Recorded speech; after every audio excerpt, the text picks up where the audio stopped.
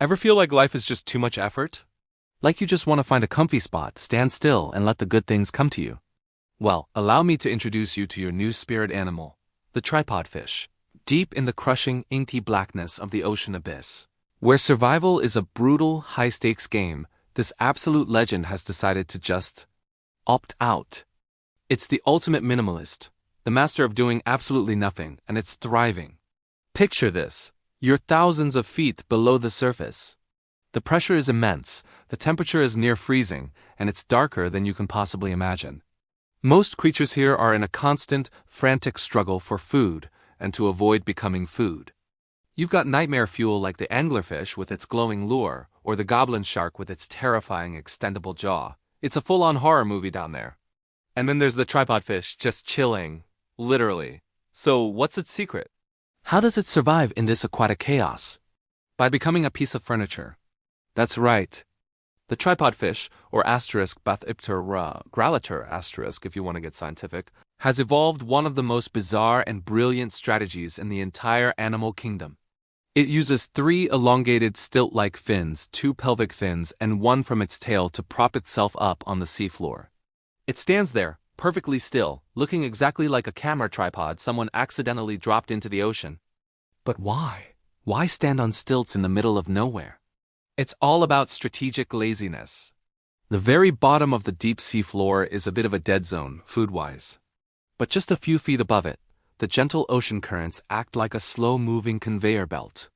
This current carries a constant, albeit sparse buffet of tiny crustaceans, copepods, and other microscopic goodies, often called marine snow. While other fish might waste energy swimming around, actively hunting for these morsels, the tripod fish says, "Nah, I'm good." It plants itself, facing into the current, and just waits. It's the ultimate game of patience. But it gets even weirder. The fish's 2 long pectoral fins, the ones that would normally be on its sides, are splayed out in front of it, reaching forward like a pair of delicate, bony arms. These fins are covered in highly sensitive nerve endings. They act like an incredibly sophisticated net or a set of antennae. When an unsuspecting little shrimp or a flake of marine snow drifts by and touches one of these fins, the fish snaps it up into its mouth.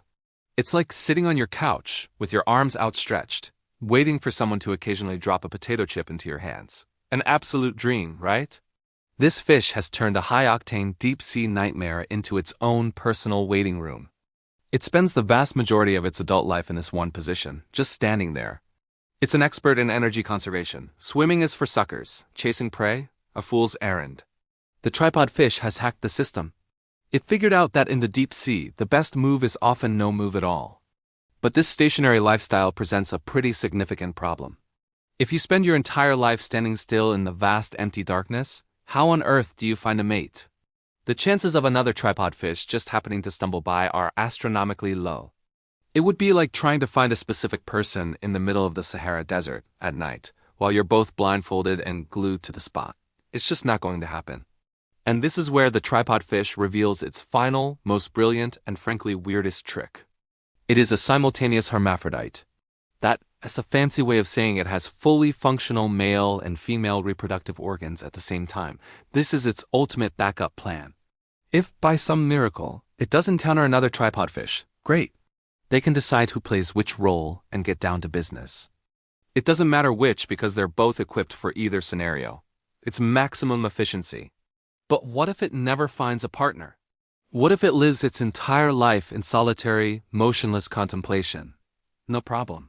The tripod fish can simply fertilize its own eggs. It can reproduce all by itself. It's a self-contained, self-sufficient, reproductive unit. It needs absolutely no one. This fish is the embodiment of, if you want something done right, do it yourself. It's so independent, it makes a lone wolf look codependent. So let's recap this biological marvel. It lives in one of the most hostile environments on Earth. Its survival strategy is to stand perfectly still on stilts. It uses its fins like a net to catch food that floats directly to it. And when it comes to romance, it has so prepared for a life of solitude that it can literally make a family all by itself. At some point in evolutionary history, nature looked at the chaos of the deep sea and just went, you know what? Forget it. Just stand there, it'll probably be fine, and it was. The tripod fish isn't a glitch in the system. It's the system perfected. It's a masterclass in minimalism, a testament to the power of doing less, and proof that sometimes the laziest solution is also the most ingenious one.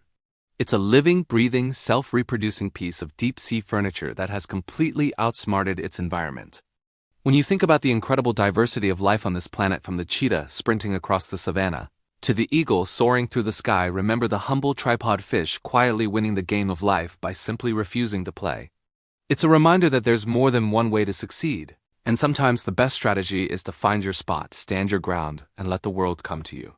Thanks for diving into the weird world of the tripod fish with us. If you enjoyed learning about this magnificent slacker of the deep, make sure to hit that subscribe button and ring the bell for more bizarre biological wonders. We'll see you in the next one.